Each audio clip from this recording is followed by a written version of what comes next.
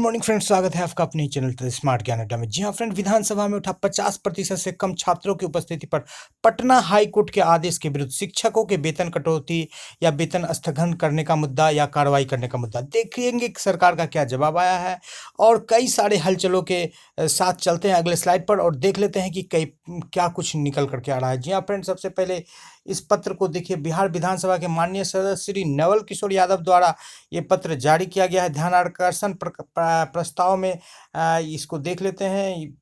अ, शिक्षा विभाग बिहार के पत्रांक 166 दिनांक 23/6/23 के माध्यम से अपर मुख्य सचिव शिक्षा विभाग ने विद्यालय के निरीक्षण कार्य में लिपिक, लेखापाल, डाटा एंट्री ऑपरेटर, राजस्व कर्मचारी, रोजगार सेवक, आवास सहायक इत्यादि कर्मियों को लगाने का आदेश दिया। राज्य के सभी जिला में शिक्षा अधिकारियों ने विद्यालय को निरीक्षण हेतु मासिक रोस्टर तैयार कर इन कर्मियों को निरीक्षण की जिम्मेदारी भी दे दी है, लेकिन इन कर्मियों की सेवा शर्त में इन्हें निरीक्षण का अधिकार प्राप्त नहीं है। एक बड़ी बात का है, ये सारे कर्मचारी घसीटे जाएंगे और इनके आदेश देने वाले भी घसीटे जाएंगे। निरीक्षण के दौरान बच्चों की 50% से कम उपस्थिति होने पर शिक्षकों के विरुद्ध कार्रवाई करने का आदेश दिया गया है। पूर्व में भी विभागीय प्रधान सचिव ने ज्ञापांक 6067 दिनांक 3/8/2016 के माध्यम से भी ऐसा ही आदेश जारी करते हुए जीविका दीदी को स्कूल निरीक्षण का अधिकार दिया गया था, जिसके खिलाफ परिवर्तनकारी प्रारंभिक शिक्षा संघ बनाम बिहार सरकार CWJC नंबर 17,998 2016 में माननीय उच्च न्यायालय ने दिनांक 20/8/2016 का आदेश पारित कर विभागीय आदेश को निरस्त कर दिया और स्पष्ट किया कि बच्चों की अनुपस्थिति के लिए शिक्षक जिम्मेदार नहीं माना जा सकता है। अतः उक्त आदेश को निरस्त करते हुए सरकार से सदन में स्पष्ट वक्तव्य की मांग करता हूं। ये नवल किशोर यादव के द्वारा ये ध्यान आकर्षण प्रस्ताव लाया गया। अब इस पर सरकार का जवाब भी देख लीजिए। वस्तु स्थिति यह है कि जिला अधिकारियों को विद्यालय शिक्षा व्यवस्था का अनुसरण करने का निर्देश निर्गत किया गया है और इस हेतु अभियान चलाया गया है। इसका मुख्य उद्देश्य राज्य में शिक्षा व्यवस्था को सुदृढ़ करना है। शिक्षा व्यवस्था को खाप सिर्फ टीचर को प्रताड़ित और करना है। वस्तुतः विद्यालय शिक्षा व्यवस्था का अनुसरण के क्रम में विद्यालय के वर्तमान स्थिति, छात्रों की संख्या, शौचालय की उपलब्धता, साफ सफाई की स्थिति, मध्याह्न भोजन की आपूर्ति की स्थिति, आधारभूत संरचना की उपलब्धता आदि का आकलन किया जा रहा है एवं तत्संबंधी प्रतिवेदन दैनिक रूप से समेकित कर विश्लेषण उपरांत सुधार के उपाय किए जा रहे हैं। विभिन्न विभागों यथा पंचायती राज विभाग, ग्रामीण विभाग, स्वास्थ्य विभाग, समाज कल्याण विभाग आदि के अभिसरण से आधारभूत संरचना में सुधार होगा। तो यहाँ पर जितने भी दिक्कतें निकलती है विद्यालय, तो कार्रवाई सिर्फ शिक्षकों पर क्यों हो रहा है? इसके लिए तो प्रखंड शिक्षा पदाधिकारी और विद्या पंचायत और नियोजन इकाई जो भी है, सारे लोग DPO तक जिम्मेदार है। दूसरा यहाँ पर प्रश्न देख लेते हैं। मुकेश कुमार यादव माध्यमिक द्वारा अधिवेशन के दौरान 11/7/23 को पूछा जाने वाला तारांकित पर यह बात है कि अपर मुख्य सचिव शिक्षा विभाग को ये बताएंगे कि शिक्षा विभाग में अतिरिक्त प्रखंड के अन्य विभाग के पदाधिकारियों कर्मियों जैसे पंचायती राज प्रखंड अल्पसंख्यक कल्याण पदाधिकारी का अतिरिक्त राजस्व कर्मचारी, पंचायत लेखापाल, रोजगार सेवक इत्यादि कर्मियों को लगाया गया है। क्या यह सही है कि विद्यालय निरीक्षण के कार्य में अधिकृत पदाधिकारियों की जगह अन्य कार्यालय कर्मियों को लगाने से उक्त विभाग के कार्य प्रभावित होने की संभावना है? यदि उपर्युक्त खंडों के उपरोक्त उत्तर स्वीकारात्मक है तो सरकार इसकी समस्या को क्या कार्रवाई करना चाहती है? यदि हाँ तो कब तक, और नहीं तो क्यों नहीं?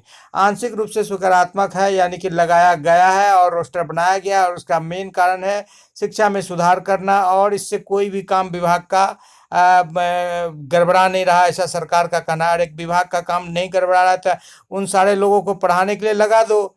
जब वो सारे लोग विभाग में काम नहीं कर रहे हैं, कोई गड़बड़ी ही नहीं हो रहा, तो यहाँ पर देख लीजिए मनिहारी में इतने सारे विद्यालय पर क्यों कार्रवाई की गई है और शिक्षकों पर, क्योंकि यहाँ पर विद्यालय में बच्चों की उपस्थिति 50% से कम थी। यहाँ पर देख पा रहे हैं फ्रेंड, ये कोर्ट के आदेश की अवहेलना है कि 50% से कम है रहने के कारण स्पष्टीकरण पूछा गया है। तो ये जब कोर्ट का आदेश है और बच्चों के लिए शिक्षक जिम्मेदार, ना तो बच्चों के को लाने के लिए या उनके लिए कोई कम्युनिटी मीटिंग या मदर्स मीटिंग या अभिभावक के साथ कोई मीटिंग करने का कोई वैसा प्रावधान नहीं है जो जिसके लिए अतिरिक्त समय दिया जाता है, तो बच्चों को लाने का जिम्मा या बच्चे उपस्थित नहीं हो पा रहे हैं 50%, तो इसके लिए शिक्षक कहीं से भी जिम्मेदार नहीं है।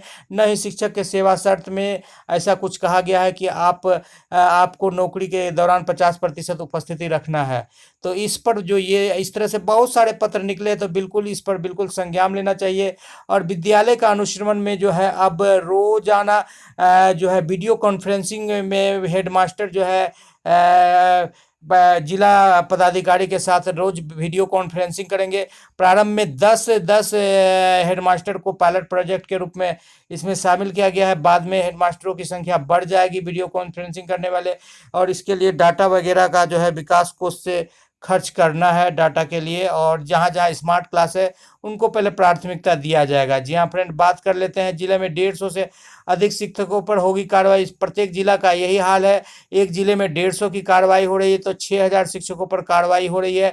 पटना में आंदोलन के दौरान ये मान करके आप चलिए। जी हाँ फ्रेंड, यहाँ पर भी यही सवाल उठाया गया है संजीव कुमार सिंह के द्वारा कि जो शांतिपूर्ण प्रदर्शन किया गया उसमें कार्रवाई की गई, बिल्कुल ये गैर कानूनी है, और इसको बिल्कुल इस आदेश को सरकार को वापस लेना चाहिए।